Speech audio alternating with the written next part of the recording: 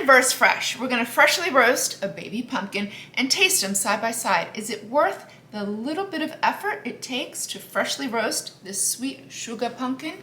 Libby's, we're gonna put you to the test. 3 to 4 pounds sugar pumpkins. Sometimes they label them pie pumpkins. Wash it really well.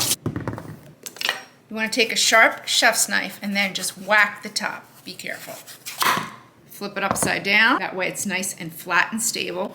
And then just cut it in half. Take a tablespoon and then just get in there and gut it. Keep the seeds for roasting, like that. These are labeled sugar pumpkins or pie pumpkins in your grocery store. And this is the time of year you'll find them in your grocery store, farmers markets. You don't want to use the jack-o'-lanterns. They're more of like a vegetal sort of flavoring.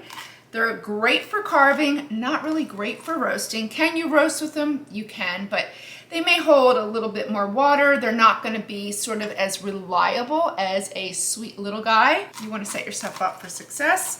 Buy a little sugar pumpkin. Grab a sheet pan and parchment paper. So line the sheet pan with parchment paper. I like to take a little bit of avocado oil and just lightly brush the pumpkin. Just a little bit. That's it. Into the oven, 400 degrees until it's super duper tender. About 35 to 45 minutes. You want to take a paring knife and insert it. If it's nice and tender, we're good to go. And gently remove the skin. Just like that. It's not hard. Add the pumpkin into a food processor. You could mash it up with a fork, but we're gonna go for the same texture that the can gives us. We'll puree it. Oh, I wanna show you this. Come here. We placed it flesh side down, and can you see that little bit of caramelization? That's gonna give a nice depth and richness in flavor. Sometimes some of the pumpkins can have a lot of liquid in them. This one is perfect. If it has a lot of liquid, you'll sort of know it.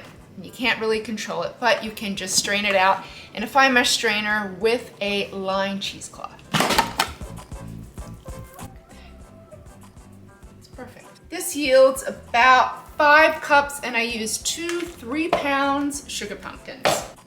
The color. Can versus fresh. You could place this into mason jars and just can it yourself. It'll last you 2 years, or I like to put it into the refrigerator where it'll last about up to 2 weeks. There's the difference between the two. Libby's, fresh. The texture is just a little bit thicker, but keep in mind, our freshly roasted pumpkin is still a little warm. Alrighty, let's taste them side by side. I already know which one's gonna taste better. Come on. Yes, you should taste something before you start adding other ingredients to it because it's a foundation. It has like a metal taste to it. There's no comparison. I don't know why I did this because honestly, I knew there was no comparison. I wanted to prove a point. There's no salt, there's nothing. This is just pumpkin. It's delicious. It's clean.